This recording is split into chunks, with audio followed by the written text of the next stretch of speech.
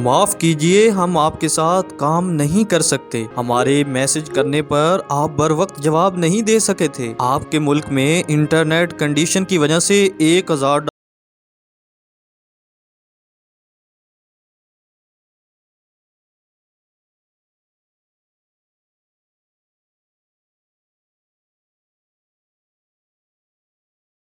وہی free lancers تھے جنہوں نے سال 2023 میں اس ملک کی اکانومی کو $350 ملین کما کر دیے تھے۔ کبھی واٹس ایپ تو کبھی فیس بک۔ ایک طرف سم کا ڈیٹا نہیں چل رہا تو دوسری طرف وائی فائی کی سپیڈ بھی 30 سے 40% تک کم ہو گئی، اور یہ سلسلہ آفٹر شاکس کی صورت میں اب بھی جاری ہے۔ نومبر 2018 میں ورلڈ اکنامک فورم نے ایک رپورٹ شائع کی تھی جس کا ٹائٹل تھا Pakistan digital revolution is happening faster than you think. تو کیا یہ سچ ہے یا آج ہم اپنی پٹڑی سے اتر کر کہیں کھو گئے ہیں؟ دنیا آج حد سے زیادہ ڈیجیٹلائز ہو چکی ہے اور اس سے بڑھ کر اب آرٹیفیشل انٹیلیجنس کا طوطی بول رہا ہے۔ کیا پاکستان میں دنیا کی اس ریس میں شامل ہے؟ پاکستان میں ای کامرس اور فری لانسنگ کا سکوپ اب کیا ہے؟ یہ سب اور بہت کچھ آئیے جانتے ہیں آج کی اس نئی ویڈیو میں۔ دوستو، ای کامرس اور فری لانسنگ اب دنیا کی سب سے زیادہ ضرورت بن چکا ہے۔ یہی ایک راستہ ہے جو اس وقت لوگوں کی ضروریات کو سب سے زیادہ پورا بھی کر رہا ہے۔ یہ وہ وقت ہے جب جابز ختم ہوتی جا رہی ہیں اور بہت جلد انسانی جگہ پر مشینری کام کرتی دکھائی دے گی۔ بلکہ مشینری تو بہت بڑی بات ہے، صرف سافٹ ویئرز انسانی ضرورتوں کو پورا کرنے کے لیے کافی ہوں گے۔ پاکستان میں اگر فری لانسنگ اور ای کامرس کو دیکھا جائے تو اس کی ترقی کا دور 2018 سے شروع ہوا۔ اس سے پہلے اگر کسی عام پاکستانی نے سنا بھی ہوگا تو زیادہ سے زیادہ امیزون کا سن رکھا ہوگا، لیکن اب ہزاروں پلیٹ فارم ہیں جہاں لاکھوں قسم کے کام اور سروس مہیا کر کے آن لائن کمایا جا رہا ہے۔ سوال یہ ہے کہ پاکستان میں ای کامرس اور فری لانسنگ کا آغاز کب ہوا اور اس کی ابتدا کیا تھی؟ یوں تو پاکستان میں ای کامرس کا آغاز 2000 کی دہائی میں ہوا، جب انٹرنیٹ کا استعمال بڑھنے لگا، آن لائن خرید و فروخت کا تصور ابھرنے لگا۔ شروع میں international e commerce web sites جیسے ای بے اور امیزون استعمال ہونے لگے، لیکن مقامی ای کامرس پلیٹ فارمز کی کمی تھی۔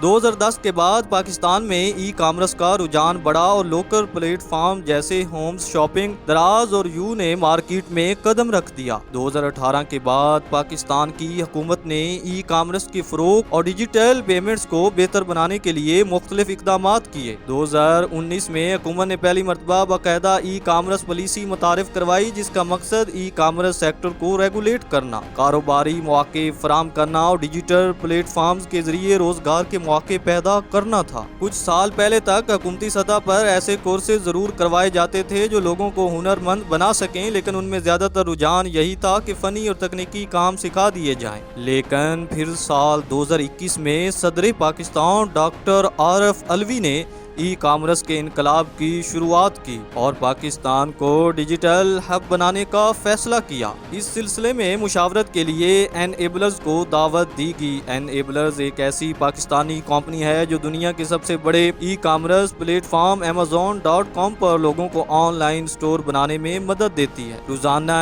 Amazon پر $3.5 بلین کی سیل ہوتی ہے، جبکہ پاکستان کی سالانہ برآمدات $24.5 بلین ہیں۔ اس کا مطلب یہ ہے کہ جتنی برآمدات پاکستان پورے سال میں کرتا ہے، Amazon پر صرف 7 دن میں اتنی ہی ٹرانزیکشن ہو جاتی ہیں۔ خیر، پھر پاکستان میں آئی ٹی کو عروج ملنے لگا اور نہ صرف پرائیویٹ انسٹیٹیوشن بلکہ خود گورنمنٹ نے لوگوں کو آئی ٹی کورسز کروانا شروع کر دیے۔ یہ محنت ضائع نہ ہوئی اور نومبر 2022 آیا تو ملک بھر میں انٹرنیٹ استعمال کرنے والوں کی تعداد تقریباً 90 ملین ہو چکی تھی، جو کہ 2021 میں 60 ملین تھی۔ پاکستان دنیا کی 37 نمبرز پر بڑی ای کامرس مارکیٹ بن چکا تھا۔ یہ بات ہمیں بہت بعد میں سمجھ میں آئی، لیکن international magazine world economic forum نے اپنے ایک مضمون میں 2018 میں لکھ دیا تھا کہ ای کامرس کی پاکستان میں بہت زیادہ پوٹینشل ہے۔ پاکستان کو ای کامرس اور فری لانسنگ میں آسمان پار لے جایا جا سکتا ہے، اور ایسا ہوا بھی۔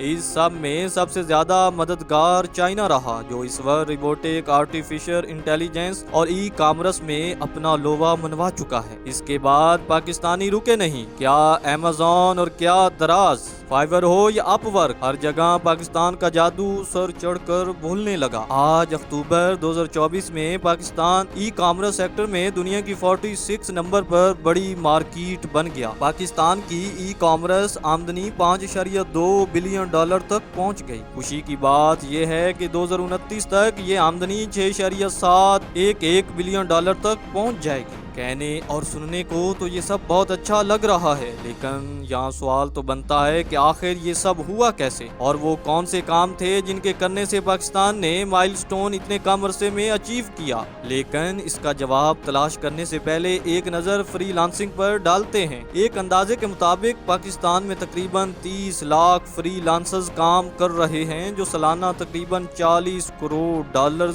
से ज्यादा कमाते हैं। इस जरिए से डॉलर पाकिस्तान आने का रास्ता खुलता है। पाकिस्तान में डॉलर आने से जहां एक तरफ लोगों की जिंदगी खुशगवार होती है, वहीं ये डॉलर्स हुकूमत कर्ज की अदायगी में इस्तेमाल करती है। इसके बरक्स जब हुकूमत रुपए की सूरत में कर्ज अदा करती है या कोई चीज खरीदती है तो वो बहुत महंगा पड़ता है, और आखिरकार नतीजा फिर मुल्क में महंगाई की सूरत में निकलता है। अफसोस की बात यह है कि हमारे बहुत से स्टूडेंट्स ये भी नहीं जानते कि फ्रीलांसिंग कहते किसे हैं। टेक्नोलॉजी की जबान में फ्रीलांसिंग से मुराद के इंटरनेट पर किसी भी मुल्क में मौजूद एक फर्द या कंपनी के लिए काम किया जाए और अपने पैसे वसूल किए जाएं। अच्छा इंटरनेट और लैपटॉप मौजूद हो तो आप कहीं से भी फ्रीलांसिंग कर सकते हैं और जगह या वक्त की कैद से आजाद होकर पैसे कमा सकते हैं। 2018 की एक रिपोर्ट में वर्ल्ड बैंक और फ्रीलांसिंग की वेबसाइट्स के डाटा के मुताबिक ये दावा किया गया था कि पाकिस्तान में 60,000 से ज्यादा फ्रीलांसर्स मौजूद हैं। ये तादाद बढ़ती रही और 2020 में सर्वे किया गया तो पाकिस्तान में फ्रीलांसर्स की तादाद 42% तक बढ़ चुकी थी। इस तरक्की की बदौलत दुनिया के 10 बड़े ममालिक में पाकिस्तान चौथे नंबर पर था। फ्रीलांसिंग की इस फहरिस्त में अमेरिका पहले नंबर पर था, जबकि इंडिया 7वें और बांग्लादेश 8वें नंबर पर था। रिपोर्ट के मुताबिक पाकिस्तान में फ्रीलांसर्स ज्यादा होने की वजह नौजवानों का ज्यादा होना था। ये सच है कि पाकिस्तान की 70% आबादी नौजवान पर मुश्तमिल है, जिनकी उम्र 30 साल से कम है, और दुनिया भर में पाकिस्तान के अलावा किसी दूसरे मुल्क को ये एजाज हासिल नहीं। क्या इस मुल्क के नौजवान मुल्क की काया पलट नहीं सकते? आज अगर देखा जाए तो पाकिस्तान में आज तकरीबन 30 लाख लोग फ्रीलांसिंग कर रहे हैं। इनमें सबसे बिल्कुल बिगिनर फ्रीलांसर भी 20,000 से 50,000 महाना कमा रहे हैं। पाकिस्तान सिर्फ फ्रीलांसिंग से 400 बिलियन डॉलर से ज्यादा रेवेन्यू जनरेट करता है। दूसरी तरफ मुल्क में 5 लाख से ज्यादा लोग हैं जो लोकल या इंटरनेशनल लेवल पर ई कॉमर्स कर रहे हैं। कुछ अमेज़न पर लगे हैं तो कुछ दराज से जुड़े हैं। एक सवाल अब भी अपनी जगह पर मौजूद है, how Pakistan is becoming digital hub. एक तरफ पाकिस्तान की आईटी और सॉफ्टवेयर कंपनियां मुल्क की इकोनॉमी बढ़ाने में अपना किरदार अदा कर रही हैं, वहीं इस मुल्क के नौजवान इस मुल्क में तेजी से कदम रख रहे हैं। मायूसी बहुत फैलाई जा रही है, लेकिन डटा हुआ है मेरा जवान। गवर्नमेंट ऑफ पाकिस्तान ने इस सिलसिले में मुख्तलिफ हदफ मुकर्रर किए। आईटी और ई कॉमर्स के लिए बहुत से प्रोग्राम शुरू किए गए, जिनमें digital Pakistan vision, special technology Jones, national incubation centres शामिल हैं। फूड पांडा, दराज और दूसरे बहुत से ऐसे प्लेटफॉर्म हैं जहां लड़के लड़कियां घर बैठे काम कर रहे हैं। कोई अपना छोटा सा बिजनेस शुरू कर चुका है तो कोई सर्विस देकर कमा रहा है। मुख्तलिफ सेंटर्स में सॉफ्टवेयर डेवलपमेंट, डाटा साइंस और डिजिटल मार्केटिंग के कोर्स करवाकर नौजवानों को काबिल और हुनरमंद बनाया जा रहा है। इन सब पॉजिटिव पॉइंट्स के बावजूद पाकिस्तान में ई कॉमर्स और फ्रीलांसिंग के इन मसाइल को किसी सूरत पर नजरअंदाज नहीं किया जा सकता, जो नुकसान का सबब बन रहे हैं। किसी भी मौका पर इंटरनेट की बंदिश से न सिर्फ लोगों को नुकसान होता है, बल्कि मुल्क में डॉलर की आमद भी रुक जाती है। इसके तोड़ के लिए लोग मुख्तलिफ VPN इस्तेमाल कर तो लेते हैं, लेकिन इससे बहुत सिक्योरिटी खदशात जन्म लेते हैं। अब दुनिया तब्दील होती जा रही है। कहने को तो नॉर्थ कोरिया दुनिया की सबसे बड़ी और बदतरीन जेल है।